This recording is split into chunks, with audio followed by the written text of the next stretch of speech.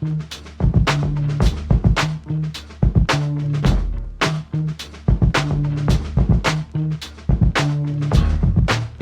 Fest, nigga, that was like, that's when it... That was 95, but I remember our first JP demo was 96. You started JP in 96. Yeah, but we was still... Okay. We was still jamming because JP did some production on further Spalaney shit, so... So some of JP was something you started already while I was with Spalaney, so how did JP come together with Schmedrick? Schmedrick came together by Children of Reality inviting me to one of their studio sessions to help with some edits and shit. And Stefan Taylor was the engineer. And me and Steph just hit it off. And then me and, you know what I'm saying, I brought Chris over. I was like, man, Chris, you know, it's this white boy, man. Nigga, man, he got fire weeds, oh, the beats, ooh, he got records, ah. And me and Chris had never worked on the MPC before, so all we, you know what I'm saying, we knew it was the EPS and, you know, ASI, you know, the, what was it, 16 plus? Yeah, you know what I'm saying, shit like that. So, started going over there, making beats with him, me, him, and Marco Santucci from Children of Reality and shit. And from there, you know, Marco rapped, I rapped. It just made sense. We was there together making beats all the time. It just pretty much came together. And we just figured, well, we got to put a title to it. We want people to think that it's just one person when they see the name and shit, you know, so that's how the JP Schmedrick shit came. Motherfuckers just doing different shit. I mean, basically, I was doing a whole lot of shit. They were still doing stuff. Chris had his own shit he was doing, you know. In a nutshell, motherfuckers is just doing different things. I keep it safe. Niggas grew up. I remember I was just doing some research, and I read some magazine in Chicago, and it said Tony Baines leads Spalaney for hip-hop rock group Lifted. What was that all about? I ain't leave. Yeah. I was just in the... I didn't leave. I was basically asked to do something. And it was really just like supposed to be for a short time and shit. And it ended up turning into a gig. And that's how that shit came about, you know. That's all. Was anything released from that project, or that's something you did for this live shows and stuff? No, we put something out, you know. But yeah, it was just basically, you know. Lumber from Rubberoom was the original front man for it, and he couldn't do it no more. So then they asked me. And I was like, all right, you know, first was for a couple of shows. Then it turned into a year. That's when things started, you know what I'm saying. They couldn't be sitting around waiting on me. You know what I'm saying? And I was off doing that shit, you know. And shit, they was like, nigga, we got things that's going on, but I just skipped. And I'm like, all right, but I gotta go do this show over here, boo boo. And it was, you know, like, well, shoot, we gotta do our thing.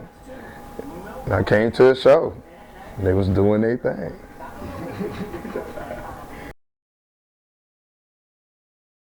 After that, I was just loose. I tried a little solo project.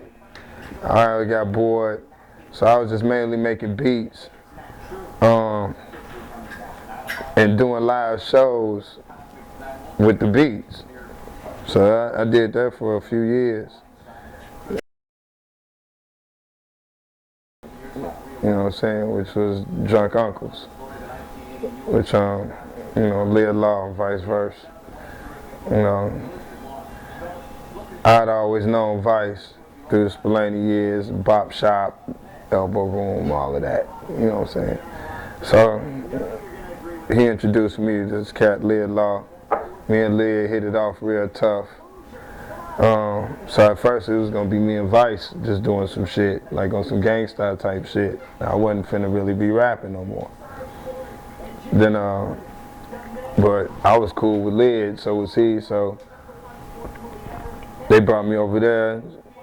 We did a song, which pretty much led to another song, which turned into an album, which led to the group, so on and so forth. Studio life. I'm here. Shit, you know what I'm saying? It's what I do, it's where I'm at, it's where I've always been, whether it was, you know what I'm saying, in a bedroom. Me and Chris had a studio in my closet, basements. It's where I did Big Wiz album, first album, and not even the basement, actually the laundry room. I had my shit set up in the laundry room in the back of my apartment, and I produced Big Wiz first album. It's what you gotta know back there. Me and Tommy Skillfinger, and so this is studio life. It's where I be. It's what I do. Currently, right now, home base, Tony Baines, Big Wiz. What else? Oh shit, Chris Capilano. Me and Coolout Chris getting ready to do something. I just finished Stick Man from Dead Prayers, just did his whole album recently. I know it's some shit I'm forgetting. Verb, what I'm forgetting? Just the village real. Shit I be talking about, man, the fucking shit. Smith and Wesson. Right. I mean, he talking about what I'm doing now, though. Oh, no. Yeah, fuck. Nah, I did that already. You ain't talking about that. Fuck, man, that's something I'm forgetting, man. Oh, no. Diesel. That.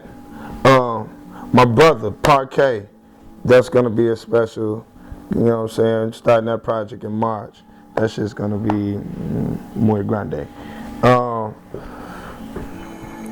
Shit, that's like what I'm doing right now that I care about. Like, oh, no. I know it's the weed, Joe, it's good though. Look, D Meeks, Mikey Streets, AKA M. Dot Corners, you know what I'm saying? But working with them, that's gonna be special. And the reason why it's gonna be special is because they're not just some young dudes with some clothes on, you know, skippity doing and shit. You know what I'm saying? It's they're one of the few young guys, sets of young guys, young groups that actually go back and study their hip hop history, so they know where their music that they making today is coming from. Well, I've said it before in other forums and shit. It's our own fault. Because all these niggas running around hollering about hip hop dead and, you know, it's all fucked up and Soulja Boy and da-da-da, woo-woo. Be mad at yourself because you old fuckers, instead of embracing these young dudes and taking up under your wing and showing them what the fuck, you know what I'm saying, what you went through and the groundwork and the path you laid and the doors you opened for them to walk through, goddammit. Y'all let them motherfuckers walk through the doors and then y'all want to beat them up. And you know what I'm saying, and fuck them over and do all this other dumb shit when really you'd have been doing yourself more of a service.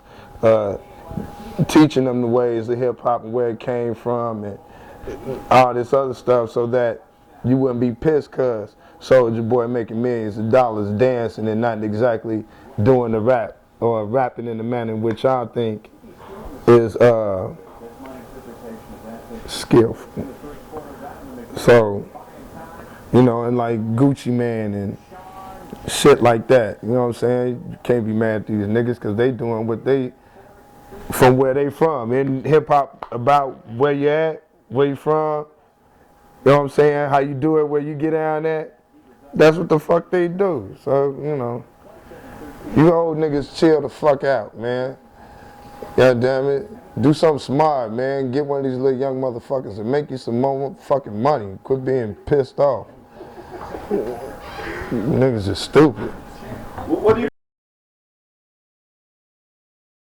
The pros of being an artist from Chicago is that we absolutely get to hear, see, and embrace all forms of music from everywhere because it all has to come through here to get to the next point. You know what I'm saying? Chicago is a big consumer market, so we looking for whatever the next hot thing is, or yada yada. You know what I'm saying? So we get to, as producers and artists, we get to embrace what we like from different parts of different kinds of music and infuse it with the soul of the city, because that's basically what this shit is. It is a soulful city, and that's what the majority of the music is, no matter in what facet of fashion you want to describe it or you hear it as and shit. It's still gonna be soulful if it's coming from here. So. No doubt. Yeah. What's up?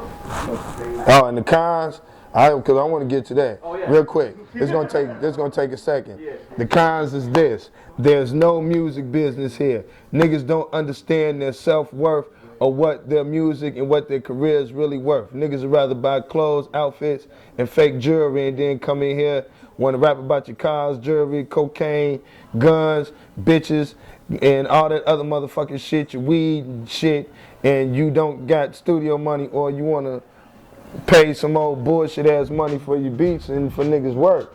You need to understand that you need to invest in your career. Motherfuckers not finna find you. They're not.